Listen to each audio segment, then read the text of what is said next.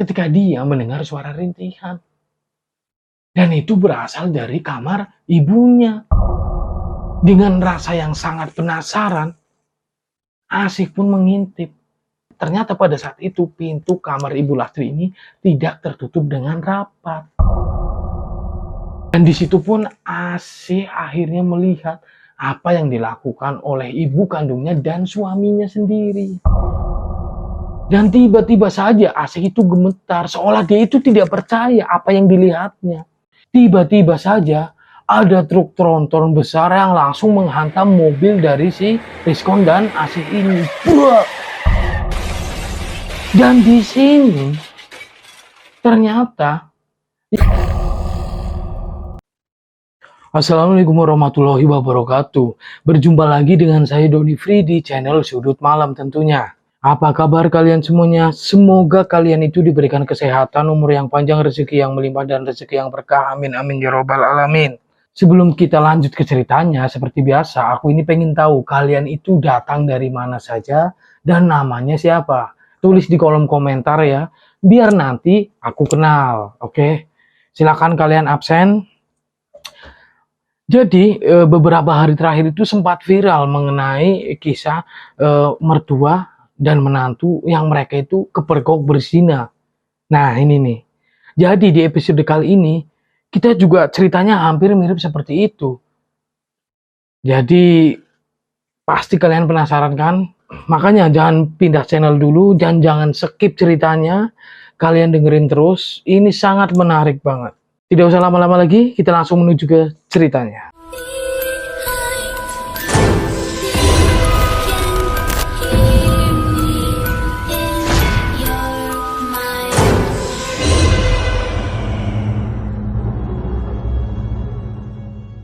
Sebut saja Lastri. Lastri ini adalah seorang ibu yang sudah memiliki satu orang anak. Anaknya Ibu Lastri ini sudah berusia 25 tahun. Namanya Asih. Dan di sini kehidupan Ibu Lastri itu sangat hedon banget. Padahal suaminya itu hanya karyawan swasta di kota tersebut. Demi untuk menyukupi kebutuhannya yang hedon, gaya hidupnya yang gengsinya tinggi, Bu Lastri ini ingin mencoba pesugihan. Dan pesugihan ini sudah sangat terkenal. Jadi di pesugihan ini, para pelakunya itu di sana itu melakukan ritual mandi kembang. Lalu setelah itu mereka harus berhubungan badan dengan orang di situ yang sama-sama mencari pesugihan. Tetapi di sini ada syaratnya lagi. Jadi di situ itu bukan hanya satu kali untuk berhubungan badan, namun ada beberapa kali. Lalu setelahnya baru berhasil. Dan di sini juga ada lagi bahwa sudah diwanti-wanti sama si juru kuncinya ini. Mereka itu jangan sampai berhubungan badan dengan orang yang sama. Singkat cerita, akhirnya Bu Lastri ini sudah datang ke tempat pesugihan itu. Itu bisa dikatakan seperti bukit. Tetapi warga setempat dan dikenal itu sebagai gunung. Akhirnya Bu Lastri itu pada siang hari sudah sampai di lokasi tersebut. Di sini Bu Lastri itu datang sendirian. Tentunya tanpa sepengetahuan anak dan suaminya. Dan di sini setelah Bu Lastri itu bertemu dengan juru kunci, dia pun langsung diberikan arahan. Dia juga sudah diberi pemahaman bahwasannya di situ dia harus mandi kembang, lalu setelah itu dia harus melakukan hubungan badan dengan orang yang sama sedang mencari pesugihan tersebut.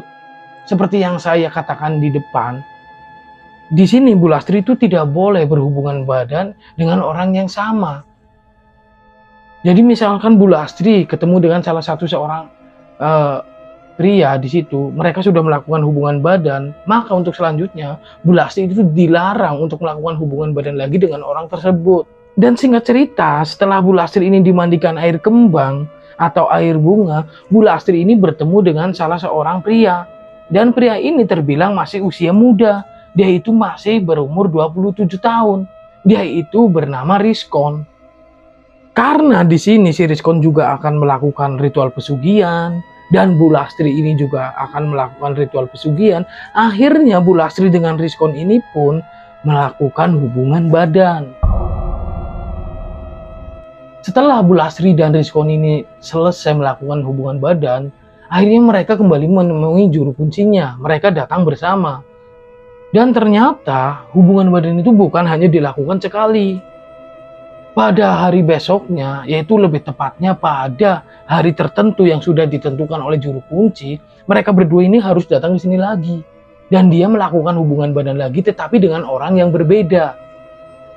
Singkat cerita, akhirnya proses itu setelah dilalui beberapa bulan, mereka berdua ini pun sudah selesai melakukan pesugihan itu dan mereka kembali ke tempat asalnya. Dan ternyata karena seringnya mereka bertemu di tempat pesugihan ini, si Rizkon dan si Bulastri ini, akhirnya mereka berdua akrab. Dan bahkan mereka berdua ini saling bertukar nomor telepon.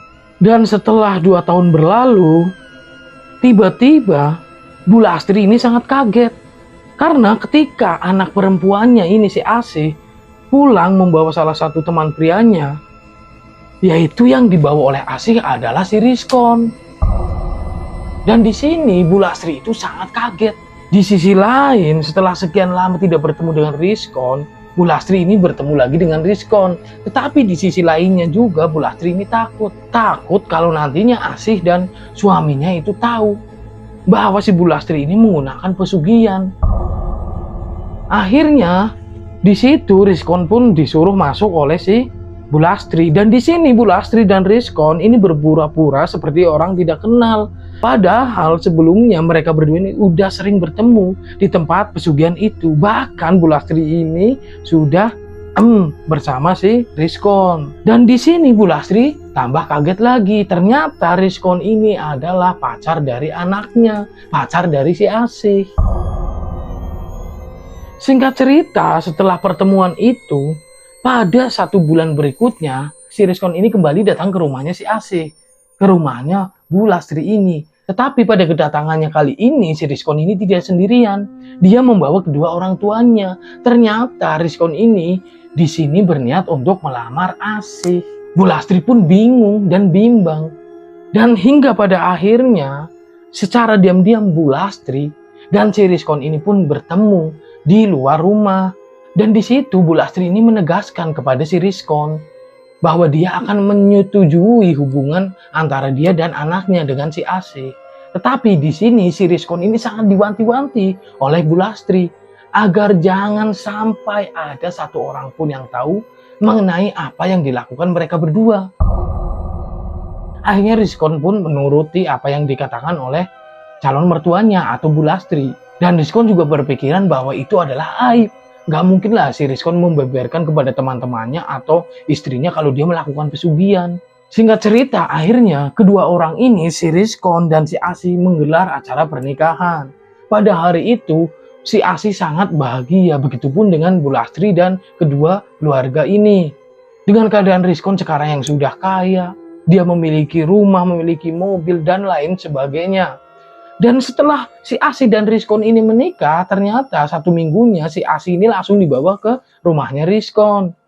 Jadi si Rizkon dan si Asih ini tidak tinggal bersama Bulastri, tetapi dia langsung menempati rumahnya Rizkon. Mas, kita kan udah lama nggak datang ke tempat ibu. Aku pengen lo nginep di sana. Ya udah, ayo kita ke sana. Di sini si Asih dan Rizkon langsung menuju ke rumahnya orang tuanya si Asih, ke tempat Bulastri. Karena memang jarak antara rumah si Rizkon dan rumah Bulastri itu agak jauh. Si Rizkon ini, dia itu memiliki toko beberapa cabang. Mungkin itulah hasil dari pesugihannya di gunung itu. Usahanya Rizkon ini semuanya udah autopilot. Akhirnya ketika Rizkon ini pergi ke tempat mertuanya, Rizkon itu tidak memikirkan pekerjaannya. Setelah mereka berdua sampai di rumahnya Bulastri, ternyata bapak dari si Asih ini sedang keluar kota. Akhirnya di rumah itu hanya ada 3 orang, yaitu Bulastri, Asih, dan si Rizkon. Pada malam harinya, Bulastri ini belum tertidur, sedangkan Asih sudah tertidur sangat pulas. Lalu Bulastri ini pun menghampiri si Rizkon yang berada di ruang keluarga. Si Rizkon ini sedang menonton TV. Di situ terjadilah percakapan. Mereka berdua itu membahas hal yang dulu, hal yang sudah terlewati beberapa tahun yang lalu. Dan entah mengapa, tiba-tiba Bulastri ini langsung memeluk Rizkon. Dan namanya juga cowok kan, Rizkon pun tidak sanggup menahan itu. Dan akhirnya mereka berdua pun beranjak mereka menuju ke kamar Bu Lastri. Dan di sini terjadilah si Rizkon dan Bu Lastri ini mengulangi lagi mereka berdua itu berhubungan badan. Padahal mereka berdua ini sudah menjadi mertua dan menantu, antara ibu dan anak. Tetapi mereka berdua itu dilupakan oleh status itu. Dan kejadian itu pun tidak dilakukan hanya sekali itu.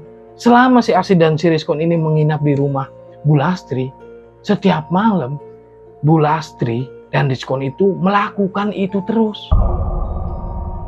Mereka berdua ini lupa bahwasannya itu adalah pantangan. Juru kunci dulu pernah mengatakan agar ketika dia sudah melakukan hubungan badan dengan salah satu seorang yang berada di pesugihan itu, mereka itu jangan sampai mengulanginya lagi. Tetapi mungkin mereka berdua karena dibalut dengan kenikmatan dan hawa nafsu, di sini mereka berdua melupakan itu. Dan tidak terasa ternyata si Rizkon dan si Asih ini sudah menginap selama 1 minggu di rumah mertuanya Rizkon atau di rumah ibunya si Asih, Bu Lastri. Dan pada hari terakhir mereka menginap di situ, si Asih ini dibuat sangat terpukul oleh kelakuan suami dan ibu kandungnya sendiri. Ternyata pada malam hari terakhir itu, Asih terbangun karena dia ingin minum. Dan dia pun terbangun dari tidurnya. Lalu dia menyadari bahwa suaminya dia, si Rizkon ini sudah tidak ada di tempat tidurnya. Sudah tidak ada di sebelahnya. Tetapi Asih tidak berpikiran yang macam-macam. Mungkin saja si Rizkon ini, si suaminya itu sedang di luar rumah, sedang mencari angin.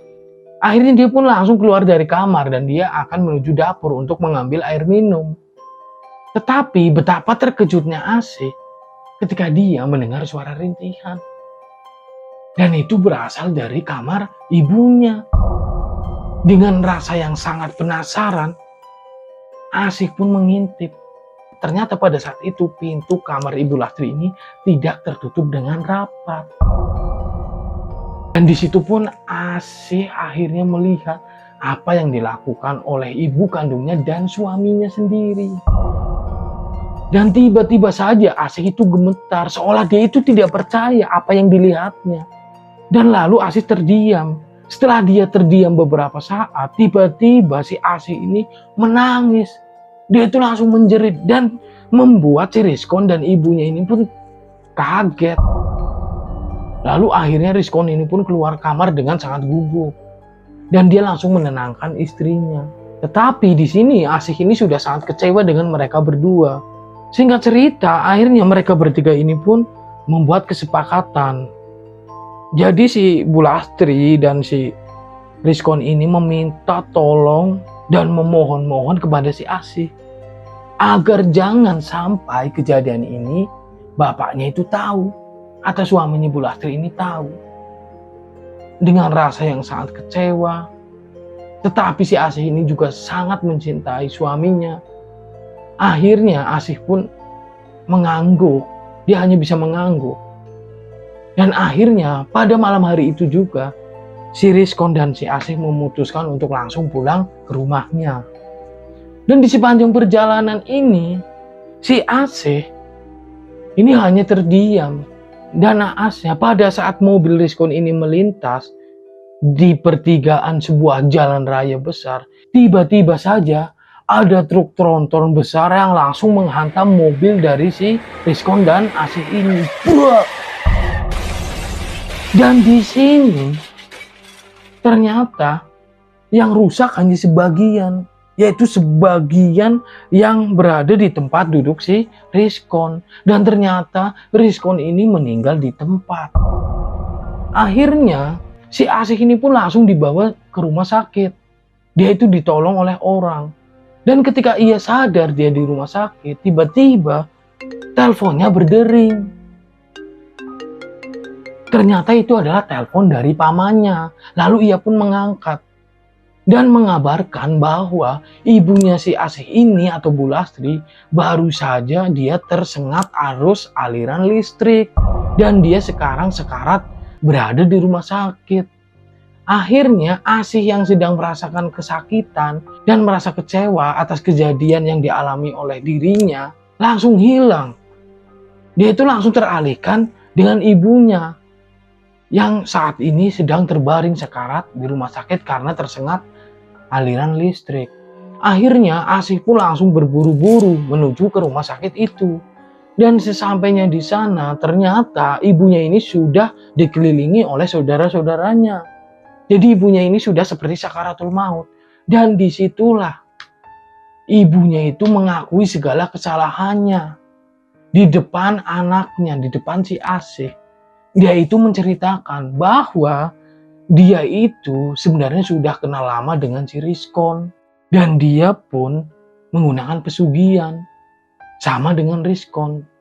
Dan sebelum mereka berdua tertangkap basah sedang melakukan hubungan badan di rumahnya, dia dulu sudah pernah melakukannya pada saat ritual pesugihan itu. Dan di sini pun Asih tambah ngedown, dia itu tambah menangis sejadi-jadinya. Tidak terkecuali dengan saudara-saudaranya yang ada di situ. Mereka itu seperti shock berat. Dan tidak lama setelah itu, akhirnya Bu Lastri ini pun meninggal dunia. Mungkin tewasnya mereka berdua ini adalah akibatnya dari pantangan yang mereka lakukan. Padahal di awal juru kunci itu sudah mengingatkan agar jangan melakukan hubungan badan dengan orang yang sama lagi. Tetapi mungkin mereka kelupaan atau memang mereka itu lupa karena terbutakan oleh hawa nafsu. Akhirnya mereka melakukan hubungan badan lagi. Bahkan lebih dari 1 kali. Dan cerita pun berakhir. Terima kasih buat kalian yang sudah menonton cerita ini sampai selesai. Tentunya buat kalian yang mempunyai pengalaman mistis dan ingin diceritakan ulang oleh saya, langsung saja kirimkan ceritanya melalui nomor WhatsApp saya ke nomor ini. Dan akhirnya saya Doni Free pamit undur diri. Sampai berjumpa di video berikutnya. Wassalamualaikum warahmatullahi wabarakatuh.